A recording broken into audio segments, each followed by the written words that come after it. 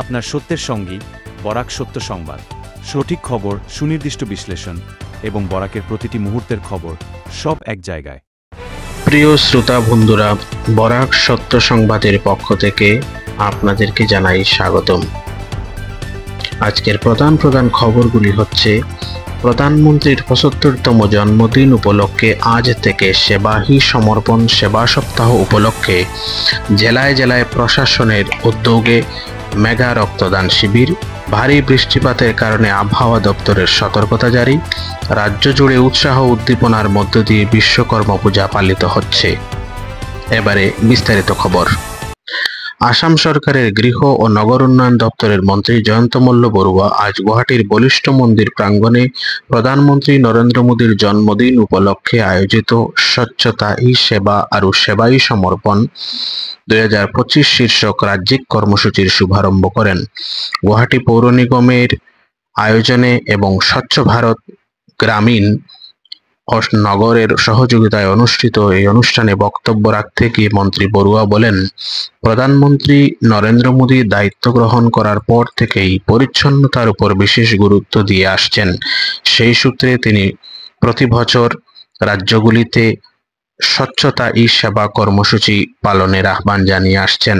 মন্ত্রী জানান, এবছর প্রধানমন্ত্রীর ৭৫তম জন্মবার্ষিকী উপলক্ষে ১৭ সেপ্টেম্বর থেকে ২ অক্টোবর মহাত্মা গান্ধীর জয়ন্তী পর্যন্ত এই কর্মসূচি পালন করা হবে। তিনি আরো বলেন, স্বচ্ছতা ই সেবা কর্মসূচির মাধ্যমে রাজ্যে একটি পরিচ্ছন্নতার পরিবেশ গড়ে তোলা সম্ভব হবে।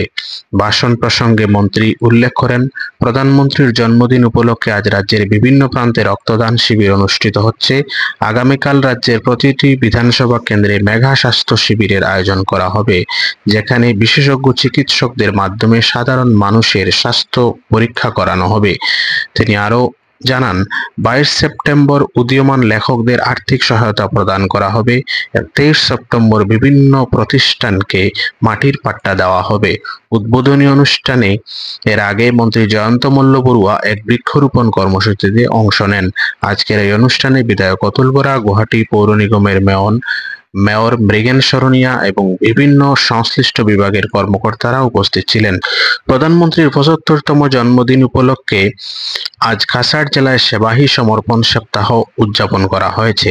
এর অংশ হিসাবে আজ কাছাড় জেলা পুলিশ প্রশাসনের উদ্যোগে এবং শিলচর মেডিকেল কলেজ হাসপাতালের সহযোগিতায় শিলচর পুলিশ সুপার কার্যালয়ে মেগা রক্তদান শিবিরের আয়োজন করা হয়। এই শিবিরে কাছাড়ের জ্যেষ্ঠ পুলিশ সুপার নোমাল মাহাতো, অতিরিক্ত পুলিশ সুপার সুব্রত সেন সহ অন্যান্য পুলিশ কর্মকর্তা এবং সাংবাদিকরা রক্তদান করেন।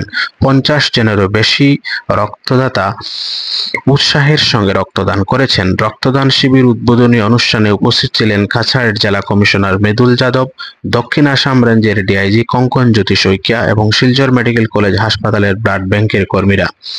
এদিকে প্রধানমন্ত্রীর জন্মদিন উপলক্ষে সেবা সপ্তাহ উদযাপনের অংশ হিসাবে শ্রীভূমি জেলা স্বাস্থ্য বিভাগের উদ্যোগে শ্রীভূমি শহরের রবীন্দ্র সদন গার্লস কলেজ ও পাতারকান্দি মডেল হায়ার সেকেন্ডারি স্কুলে আজ স্বেচ্ছায় রক্তদান শিবির অনুষ্ঠিত হয়। এতে শ্রীভূমি শহরের রবীন্দ্র সদন গার্লস কলেজে জেলা আয়ুক্ত প্রদীপ কুমার দ্বিবেদী, পৌরসভার পৌরপতি রবীন্দ্র চন্দ্র দেব, রবীন্দ্র সদন মহিলা মহাবিদ্যালয়ের অধ্যক্ষ ডক্টর সব্যসাচী রায়, স্বাস্থ্য যুগ্ম সঞ্চালক সুমনা নাইডিং সহ অন্যান্যরা উপস্থিত ছিলেন।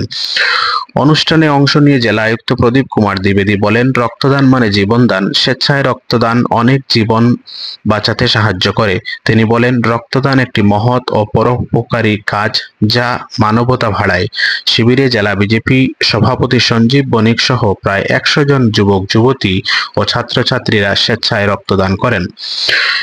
বদরপুরের জাতীয় সড়কের বেহাল দশা, অবৈধ পার্কিং ও স্থানে স্থানে গর্ত সংস্কারের দাবিতে আজ বদরপুরের নাগরিক সমাজের পক্ষ থেকে বদরপুর সার্কেল অফিসারের হাতে এক স্মারকপত্র প্রদান করা হয়। স্মারকপত্র গ্রহণ করে সার্কেল অফিসার আশ্বাস দেন যে ঊর্ধ্বতন কর্তৃপক্ষের সঙ্গে যোগাযোগ করে দুর্গাপূজার আগেই রাস্তার মেরামতের কাজ করা হবে। স্মারকপত্র প্রদানে উপস্থিত ছিলেন রাজাটিলা উমরপুর জেলা পরিষদ সদস্য জিল্লুর নূর চৌধুরী, বদরপুর প্রেস ক্লাবের সভাপতি যিশু শুক্লবৈদ্য সহ অন্যান্যরা। উল্লেখযোগ্য যে গতকাল বদরপুর নবীনচন্দ্র কলেজের এক ছাত্রী টুপসী ভট্টাচার্য সহপাঠীর বাইক থেকে ছিটকে রাস্তায় গর্তে পড়ে দ্রুতগতির লরির চাপে মখইভাঙ্গায় তার করুণ মৃত্যু হয়েছিল।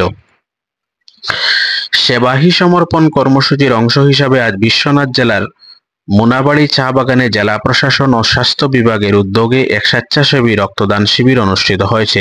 অনুষ্ঠানে শোনিতপুর লোকসভা কেন্দ্রের সাংসদ রঞ্জিত দত্ত, বিধায়ক প্রমোদ বরঠাকুর, দিগন্ত ঘাটওয়াল, আয়ুক্ত সীমান্ত কুমার দাস, যুগ্ম স্বাস্থ্য সঞ্চালক যোগেন দেবর সহ বহু গণ্যমান্যরা উপস্থিত ছিলেন। অন্যদিকে রক্তদান শিবিরে প্রায় ৭৫ জন রক্তদাতার কাছ থেকে রক্ত সংগ্রহের লক্ষ্য নির্ধারণ করা হয়েছে বলে জানানো হয়েছে। বন্যা ও আবহাওয়া সতর্কতা আসাম সরকারের আবহাওয়া দপ্তরের সতর্কতা জারি করেছে, কারণ ভারী বৃষ্টিপাতের কারণে বরাক ভ্যালির বিভিন্ন এলাকায় বিশেষত কাছাড়, শিলচর ও হাফলংয়ে বন্যায় তৈরি হওয়ার সম্ভাবনা রয়েছে। সংশ্লিষ্ট কর্তৃপক্ষ সতর্ক থাকার জন্য জনসাধারণকে নির্দেশ দিয়েছে। সরকারি সূত্রে জানা গেছে, দুর্বল বাঁধগুলো ঝুঁকিপূর্ণ অবস্থায় রয়েছে। উদ্ধারকারী দল ইতিমধ্যে প্রস্তুত রয়েছে, প্রয়োজনে সতর্ক ব্যবস্থা গ্রহণ করা হবে। সমগ্র রাজ্যের সঙ্গে সঙ্গতি রেখে বরাক উপত্যকার ৩ জেলায়ও যথেষ্ট উৎসাহ, ভক্তি ও উদ্দীপনার মাধ্যমে পালিত হচ্ছে বিশ্বকর্মা পূজা। জেলার ব্যবসায়ী প্রতিষ্ঠান থেকে শুরু করে সরকারি কার্যালয় সর্বত্রই সেজে উঠেছে সাজসজ্জায়।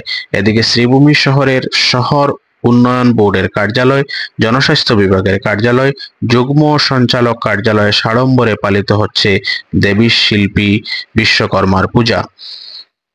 শহরের জনস্বাস্থ্য বিভাগের কার্যালয়ে পূজা উপলক্ষে দুপুরবেলা মহাপ্রসাদের ব্যবস্থার পাশাপাশি সন্ধ্যাবেলায় আরতিরও ব্যবস্থা করা হয়েছে। বরাক সত্য সংবাদ দেখার জন্য ধন্যবাদ। সর্বশেষ আপডেটের জন্য সাবস্ক্রাইব করুন এবং আমাদের সঙ্গে থাকুন।